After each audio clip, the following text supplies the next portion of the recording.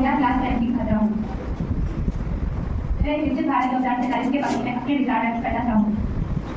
विकसित भारत के पक्ष में मैं हरभजन सिंह शेखावत कक्षा 11 का छात्र हूँ। ये क्लास 11 आर्ट की स्टूडेंट हूँ। भारत की भूमिका के बारे में अपना मैं सिद्धा मीना हूँ। मैं कक्षा 10 की स्टूडेंट हूँ और विकसित भारत के पक्ष में अपने विचार प्रकट करना चाहती हूँ। पक्ष में मैं चौथी क्लास 10 की छात्रा हूँ।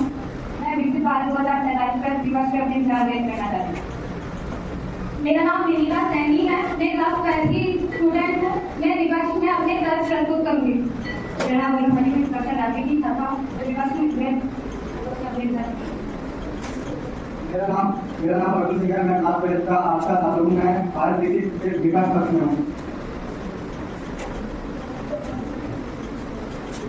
अब मैं सबसे पहले पक्ष और विपक्ष में महिला लोहिया और विपक्ष में अनु चौधरी इनके विचार प्रस्तुत करें। महिला लोहिया पक्ष में दूरगामी लक्ष्य है। यह स्वतंत्रता के 100वें वर्ष अर्थात 2047 तक भारत को एक विकसित राष्ट्र में बदलने का विजन है।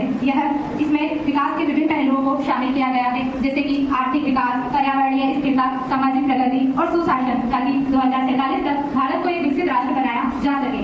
इसके लिए सरकार ने अनेक पहल शुरू की है, जिसमें तीव्र विकास दर, make in India, digital India, Swachh Bharat अभियान, आत्मनिर्भर भारत अभियान आदि शामिल है। इन पहलों से देश की आर्थिक और सामाजिक संरचना मजबूत होगी। इसके साथ ही इसके तहत ग्रामीण क्षेत्रों में भी अनेक योजनाएं संचालित है, जैसे आयुष्मान भारत, मनरेगा, पीएम आवास योजना, जनधन योजना आदि। इससे न केवल शहरी अपितु ग्रामीण क्षेत्र का भी समग्र विकास होगा। हम देखते हैं कि भारत वर्तमान में विश्व की 5वीं सबसे बड़ी अर्थव्यवस्था है और विभिन्न आकलनों के अनुसार वर्ष 2030 तक भारत की जीडीपी जर्मनी और जापान को पीछे छोड़कर विश्व की तीसरी सबसे बड़ी अर्थव्यवस्था बन जाएगी। केंद्र की मोदी सरकार ने महंगाई, शिक्षा, बेरोजगारी बाहर निकालने को निकालने की अभी तक कोई हल नहीं कर पाया है।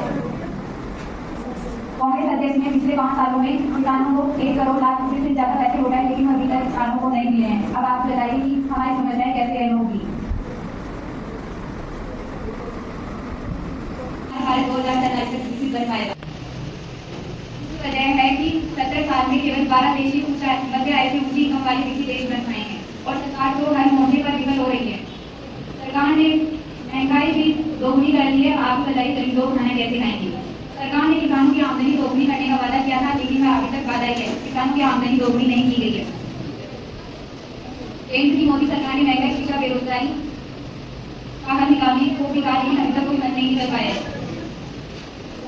कांग्रेस अध्यक्ष ने पिछले 5 सालों में किसानों को 1 करोड़ लाख रुपए से ज्यादा पैसे लौटाए, लेकिन अभी तक किसानों को नहीं मिले हैं। अब आप बताइए कि हमारी समस्याएं कैसे हल होगी। चाहते हैं कि 2047 तक भारत को एक विकासशील देश से विकसित देश की श्रेणी में लाया जाए। इसके लिए उन्होंने विकसित देश के कुछ पहलों को लिया है, जैसे संरचनात्मक रूपांतरण। इसमें निम्न उर्वरकता वाले क्षेत्रों को उच्च उर्वरकता वाले क्षेत्रों के साथ स्थानांतरण करना चाहिए, जिससे हमें आर्थिक विकास हो सकता है और हमारा देश एक विकासशील देश से विकसित देश की प्रगति की राह पर चल सकता है। और एक श्रम का निर्माण, इसमें हमें जो पुराने लोग स्किल्स से काम करते थे, हमें उनकी स्किल्स पर ध्यान देना चाहिए और उनकी स्किल्स को डेवलप करना चाहिए, जिससे कि वो अपने रोजगारों में वापस लौट सके और बेरोजगारी से हमें राहत मिले। इससे भी भारत एक विकसित देश की श्रेणी में आ सकता है। और प्रतिस्पर्धात्मक हमें अपने देश के अंदर बहुत सारे विकसित देश बनाने का संकल्प लिया था।